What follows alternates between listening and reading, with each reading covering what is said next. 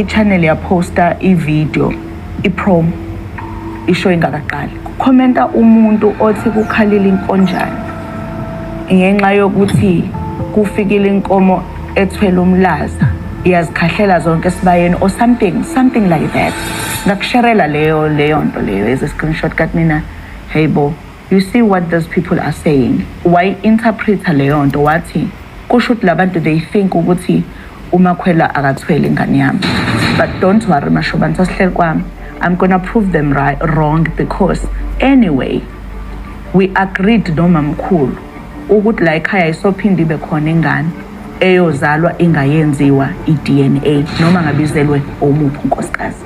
Wawukuthathisela enkulumene bezike zibe khona in the past. Kuthesezele uMakhwela ngakubuza ukuthi ene usuyenzile yini i-DNA test because umntwana wasefikile ngaleso sikhathi apparently. Kunokuthi ungiphendule kulokho wavele wathi uthi ingane yami akuyona yami. Ukusho ngeke ngikwenzele leyo nto ngoba wena ungusupport ulwa nami ngizoyenzela uMaqela. Ngaphinda ngathe angisho ukuthi yenzele mina. I was asking you about something eyashiwo wena kimina ukuthi ayikho ingane eyozalwa ingenziwa i-DNA test.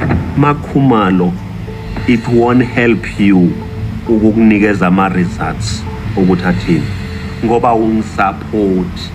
Ngizonikeza umuntu ongisupportayo. Nami that is my stance ukuthi no awungisupport.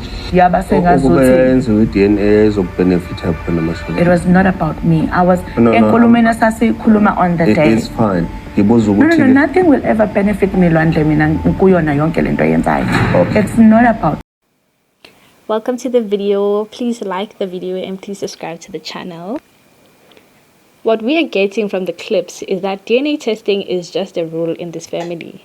I mean, rumors are Lwandle, Michael's firstborn, once had a pregnancy scare.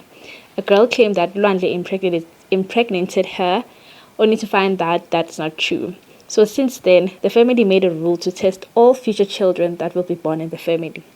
So when Makhwela, the last wife, gave birth to when she gave birth, the same rule had to apply, right? So it was done, but now Mseleku is trying to gaslight MaKhumalo by saying he won't give her the results because she doesn't support him, of which this conversation has nothing to do with supporting, but everything to do with the rules set out by the family. So I don't see why Mseleku is making this personal. I mean, he's acting as if the wives are accusing MaKhumalo of infidelity, of which that is not true. Hey, I don't know. What do you guys think? Please like the video, please comment, and please subscribe to the channel.